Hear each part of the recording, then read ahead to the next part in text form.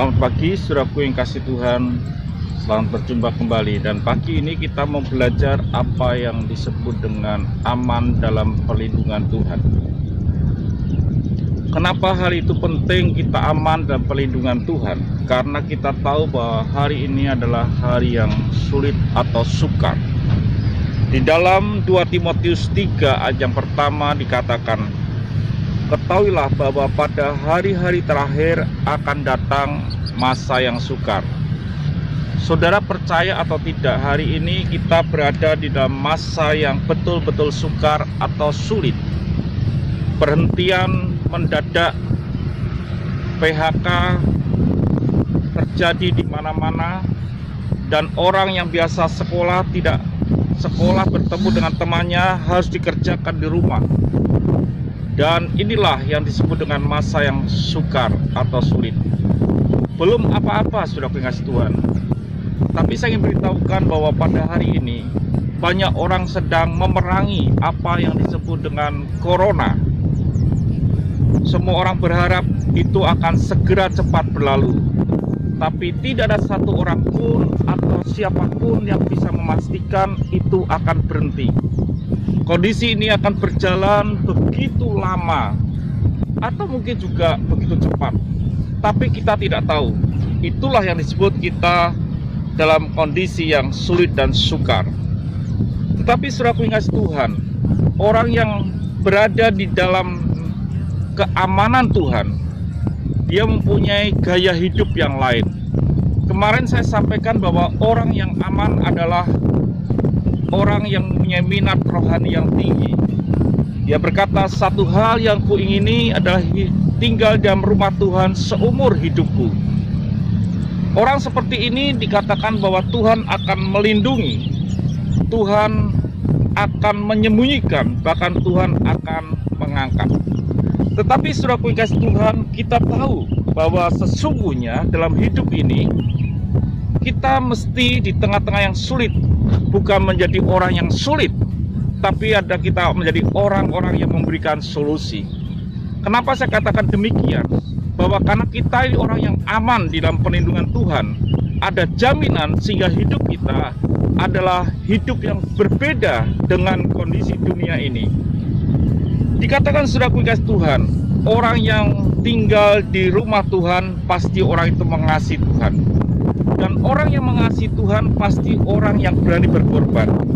Karena orang yang mengasihi adalah orang yang berani berkorban.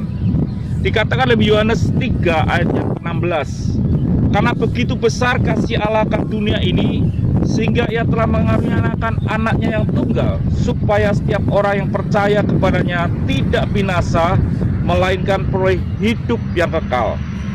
Jadi saudaraku kasih Tuhan, karena Tuhan begitu mengasihi kita, maka dia memberikan anaknya yang tunggal. Karena Daud mengasihi Tuhan begitu rupa, sehingga dia memutuskan untuk tinggal di rumah Tuhan keinginannya seumur hidupnya. Pasti dia adalah orang-orang yang berkorban, orang yang berani bertindak, yang berani memberikan sesuatu untuk korban. Saudaraku yang kasih Tuhan, dikatakan di dalam Mazmur 27 ayat yang ke-6, maka sekarang tegaklah kepalaku mengatasi musuhku sekeliling aku. Dalam kemahnya aku mau mempersembahkan korban, dengan sorak-sorai aku mau bernyanyi dan bermazmur bagi Tuhan. Yang dikatakan pertama adalah dia mau mengadakan korban.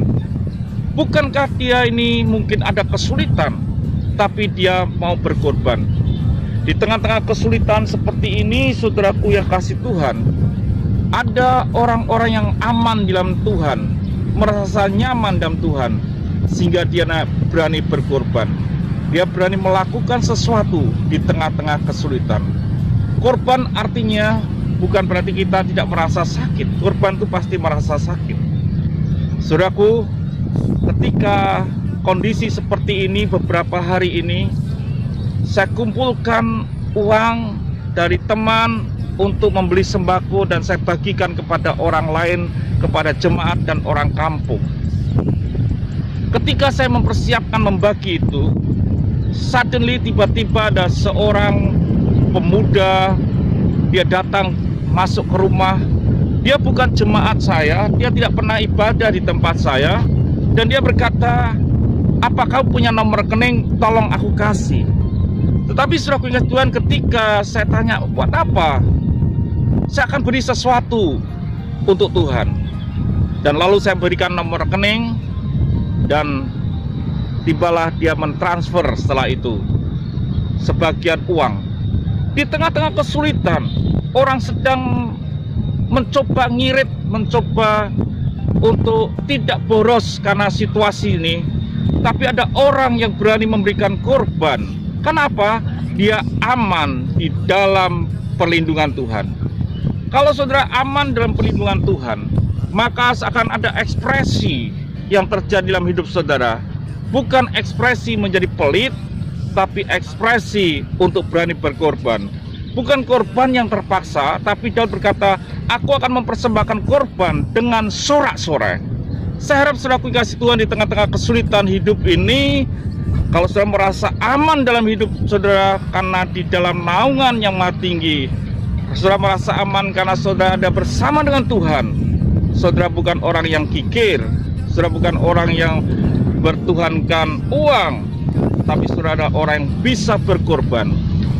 Korban saudara mengekspresikan saudara dalam zona nyaman, dalam perlindungan daripada Tuhan.